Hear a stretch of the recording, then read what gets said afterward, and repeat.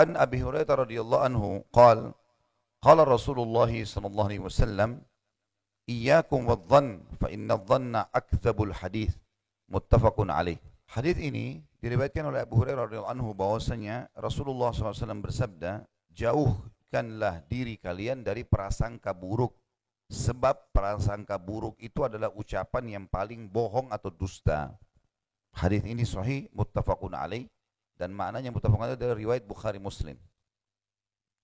Hadis ini sangat mulia, Bapak Ibu sekalian, mengingatkan kepada kita tentang akhlak baik sekaligus ada akhlak buruk dari rivalnya. Sangka baik dalam setiap keadaan adalah akhlak yang terpuji. Sangka buruk ya, adalah akhlak ya, yang buruk dan tercelah. Adalah akhlak yang buruk dan tercelah. Ya. Bapak Ibu sekalian, coba terapi diri. Tadi saya bilang wilayah masuk ke zonanya orang ini berbahaya sekali. Di antaranya adalah selalu bersangka buruk. Pernah ada sahabat Nabi janjian sama temannya. Rupanya salah satu dari mereka yang janjian ini sudah tiba di lokasi, yang satunya masih telat, belum sampai. Gelisah temannya. Lalu Nabi SAW tanya, kenapa kamu? Ya Rasulullah, saya janjian, tapi orang itu telat datang. Kata Nabi SAW, iltamis li akhika udhra. Cari alasan positif buat saudaramu. Jadi jangan masuk sangka buruk, nggak boleh. Masuk kepada hal-hal yang baik. Mungkin dia telat, mungkin dia macet, mungkin dia sakit, mungkin banyak hal. Banyak hal yang bisa terjadi. Gitu kan? Maka sangka baiklah, karena sangka buruk kata Nabi sedusta-dusta pernyataan. Nggak ada manfaatnya. Orang yang sangka buruk ini bahaya, bisa juga mengganggu kejiwaan, merusak karakternya, akhlaknya jadi rusak. Semuanya sangka buruk. Ya, semuanya biasa kalau bilang di Indonesia ini sangka buruk seperti orang yang sensitif sekali. Jadi kadang-kadang mudah tersinggung, apa saja tersinggung, gitu kan? Mungkin cuma disenggol sedikit, tidak sengaja tersinggung. Mungkin ini tersinggung, ini bahaya ini. Ini membuka pintu-pintu sangka buruk, selalu sangka buruk. Ini harus ditutup. Karena syaitan menungganginya, dan ini akhlak yang buruk sekali lagi. Kita harus selalu sangka baik, mulai dari Allah kepada Allah SWT sampai kepada makhluknya. Bahkan dalam hadis qudsi yang sahih riwayat Bukhari, kata Nabi SAW, Allah berfirman, ana inda dhanni abdi bi. Saya sesuai dengan prasangkaan hambaku. Jadi kita selalu sangka baik. Kalau kita sakit, kita sangka baik. Alhamdulillah, Allah lagi mau saya mengetahui nilainya kesehatan. Misal, lalu kita berdoa, ya Allah sembuhkanlah saya. Itu sangka baik dengan Allah Subhanahu wa ta'ala. Jangan masuk di waswas syaitan. Syaitan selalu membuka pintu-pintu agar kita sangka buruk dengan Allah, sangka buruk dengan manusia yang lain. Ini semua tidak dibolehkan. Ya. Tentu pintu ini juga perlu kita hubungkan dengan masalah, kalau ada seseorang sudah pasti-pasti keadaannya memang membawa kita kepada kecurigaan, seperti misal, ada orang loncat pagar kita jam 3 subuh. Ini jangan lagi bilang saya harus sangka baik. Salah tempatnya. Bagaimana caranya jam 3 subuh loncat ke pagar gitu kan? Atau kita pulang ke rumah, ada orang yang sudah masuk jebol pintu pencuri. Enggak ada sangka baik di sini.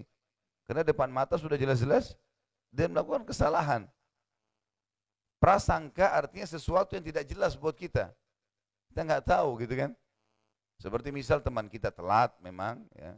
Tadi saya bilang kita sangka baik. Lebih baik tanya sebabnya apa. Setelah itu baru ya kita memberikan saran supaya dia jangan telat dan seterusnya. Jadi harus dibedain.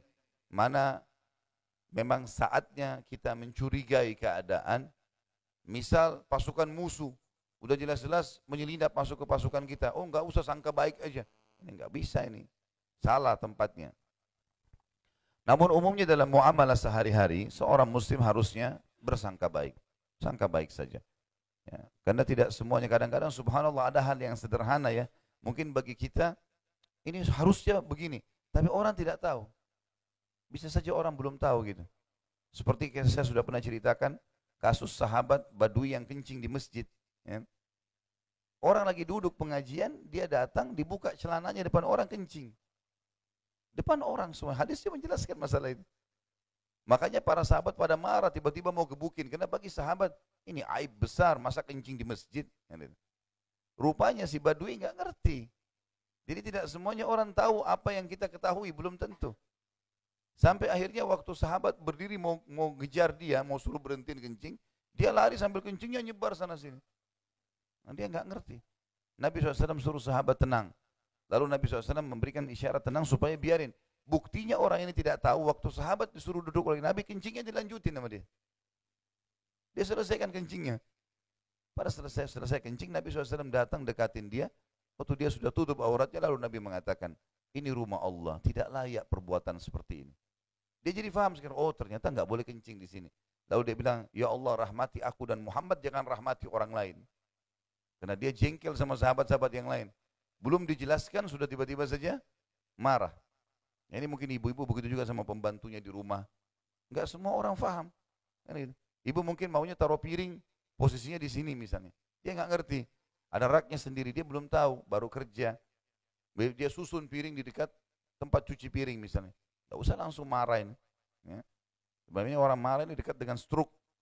Ya. Dekat dengan banyak penyakit darah tinggi. Ya. Jelaskan dulu kepada orang. Bahkan pernah ada sahabat datang, punya kebun kurma besar sekali. Pegawainya banyak.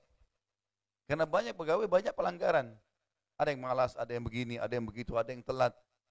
Lalu dia datang kepada Nabi sambil dia emosi kepada pegawainya. Ya Rasulullah, berapa kali kita bisa maafin pegawai ini?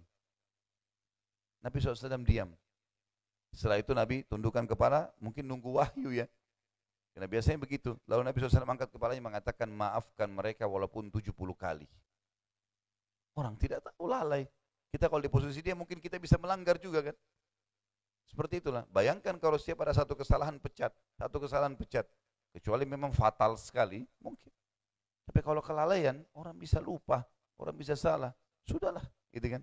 Mudahkan saja. Jadi akhlak yang buruk yang ketiga yang kita bahas adalah masalah sangka buruk. Dan ini harus dihapus dari benak kita. Tidak boleh ada sangka buruk. Semuanya dimulai dengan sangka baik. Ya.